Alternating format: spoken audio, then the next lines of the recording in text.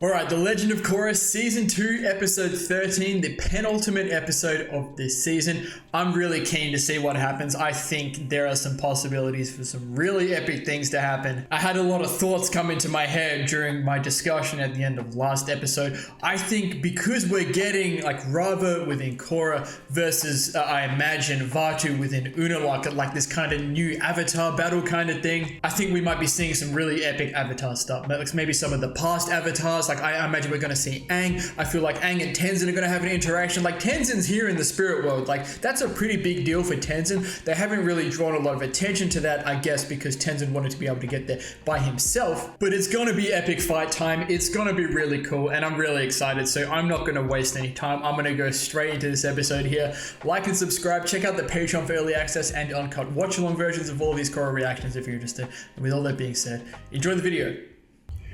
Chapter 13, Darkness Falls. Here we go. It's time. Harmonic convergence is upon us again. Oh, I'm so down, man.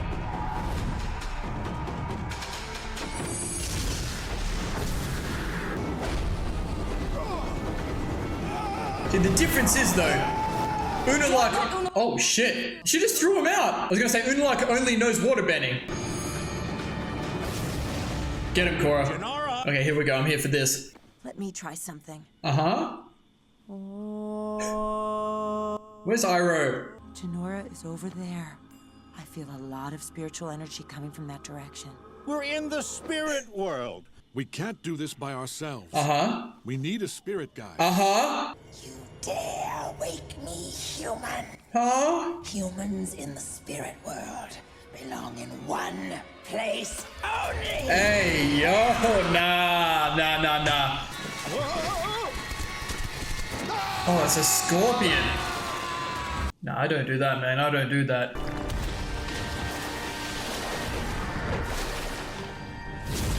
We're gonna see Wan. I feel like we're gonna see Wan, man. Oh, yes. Ooh, okay. Hey, Korra's doing her thing though, man. Oh shit, oh, I forgot about that. The epic sound design. I never expected. And look at them. It's like they're fighting in the pro bending arena, man. The teamwork. We don't need to win. We just need to stop UNALAQ from getting back in the spirit world. Uh-huh. I've seen that same spirit mushroom 5 times. That's not the same mushroom. Yes, I am. Huh? Knows we're lost. What's that? Mushroom? Is that you? Nope, wasn't me. Iroh? How? Where? It's been so long. Almost 40 years. Oh, they knew. Of course they knew each other. But you shouldn't be here. Vaatu has escaped, and darkness threatens to take over. I'm not leaving until I find Jinora. I understand. If you travel too deep into the spirit world, you could end up in a place where only the lost will ever find you. Oh. Ominous. And he's gone. Iroh. Ah! Oh. Let him know, Korra.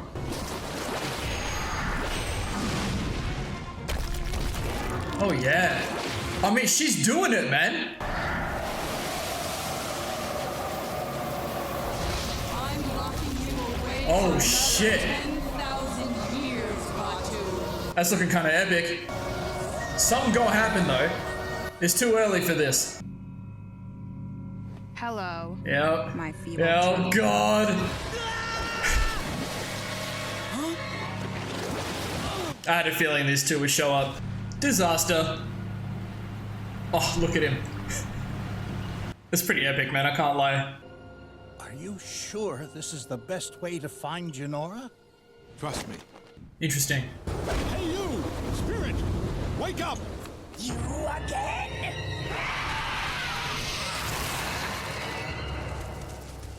Okay. They let themselves be captured. Okay, where are we going? I thought we were going to be taken to a prison. This is a prison. Welcome to the fog of lost souls. Are we gonna see some familiar faces here, man? Yep, and there it is.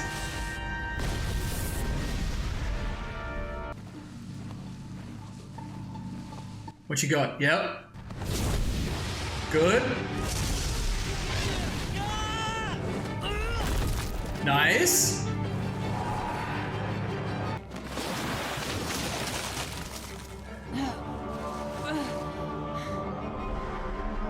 Is it time? Is it time? Oh shit.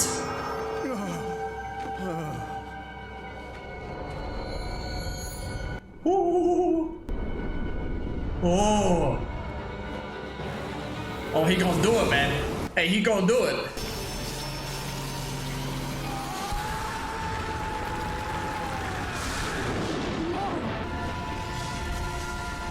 Hey, yo. We are now one. We are now here. A new era for spirits and humans will begin, and I will lead them all as the new Avatar. Well, I'm the old Avatar, and my era's not over yet. Talk your shit, Korra. Here we go. This is what we wanted.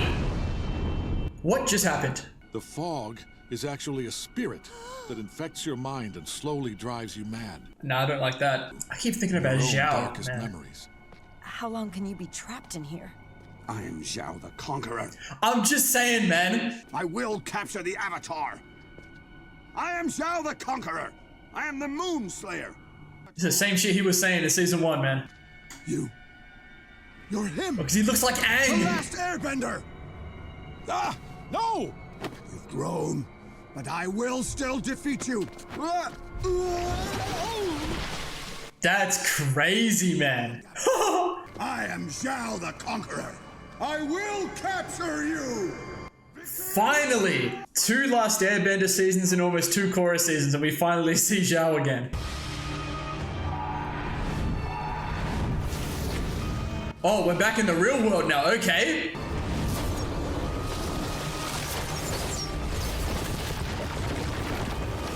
And this is what I wanted, man. Look at the scale of this.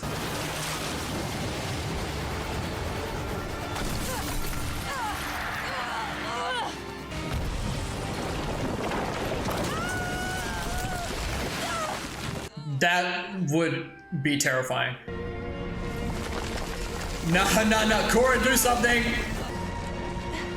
Korra, this fight is not over. Rava? Do not give in to 10,000 years of darkness. Come on now, talk to me. You are the Avatar.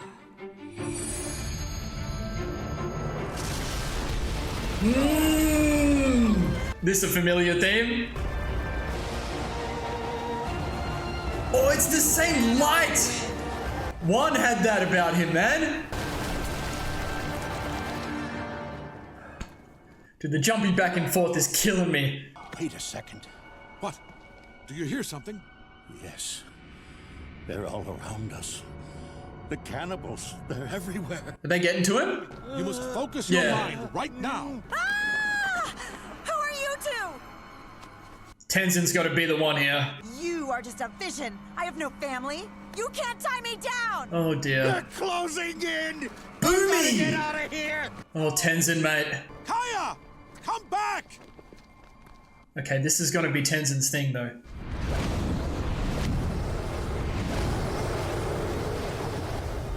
Damn, I was thinking if he could do that. Doesn't look like it works. Let us out!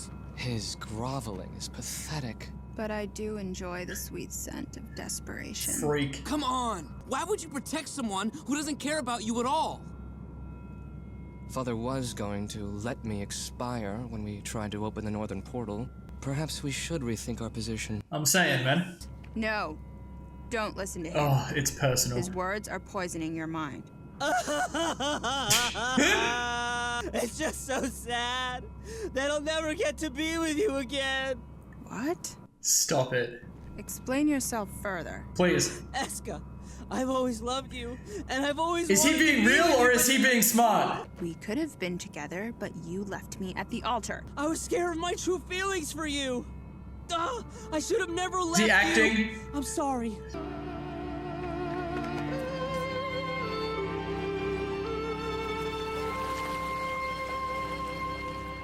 You'll never defeat my father, but should you survive, perhaps we can spend eternal darkness together. I don't know how to feel, man. Wow, that was the best acting I've ever seen. You completely fooled her. Yeah, right. That was acting. Ooh.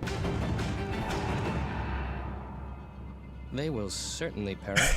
Okay, Bolin. Okay, we'll see about all that. Bro, some of this choreography is so cool. Okay, talk to him, Korra. The soundtrack. Ooh, I likes that. Look at the color of her water.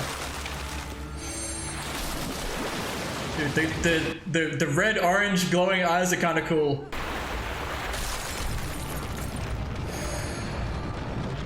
Yeah.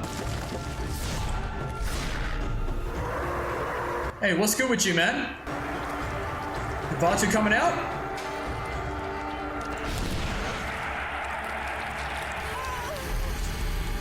Oh shit. Wait, is he taking Rava? Hey, yo! Oh shit. Wait, where did we go from here? You are the son of Avatar Aang. You are the hope for future generations of airbenders. The fate of the world rests on your shoulders. But what if I fail? No. Then your father's hope for the future dies with you. I can't fail. You will. Ah! Stop it! Dude, that must be so tough. I am the son of Avatar Aang. Hello, my son. I can't. Look at him. Dad, I failed you. I'll never be the man you were. You are right. You are trying to hold on to a false perception of yourself. You are not me. Yes. And you should not be me. Perfect. You are Tenzin. Oh, but that's facts. It's perfect for Tenzin this season. I am not a reflection of my father. I am Tenzin. I am Tenzin. Okay. Jinora. Jinora! Are we good? Well, they're all pretty cooked, man. Keep the family together, Tenzin. I never talked about that specifically, but you can see it happening throughout the season, the way Tenzin's trying to mirror Aang instead of being himself. I think our brother saved us. Yeah, he did. Dad, the last thing I remember is dark spirits taking me away. You were trapped in the fog of lost souls, but I wasn't going to let you stay there. I'm so happy to see you, Dad.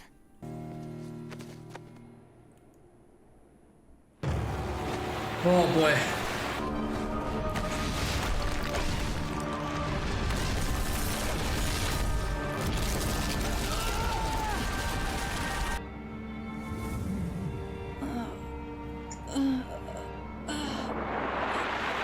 Mate.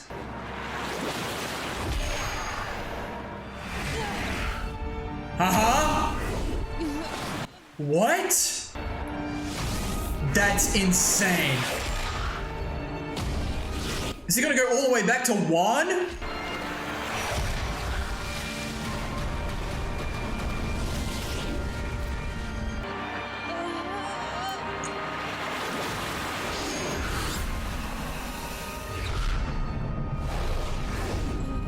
Even 1. Hello? Where do we go from here? Where do we go from here? I'm having a thought. Only one thought. Damn, look at him. The world's in trouble. What are you talking about? How do you know? I can feel it. I have to go help. Jinora, wait! Yo! Jinora's really the MC.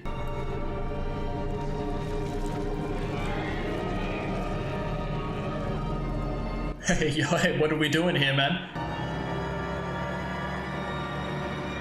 Now, 10,000 years of darkness begins.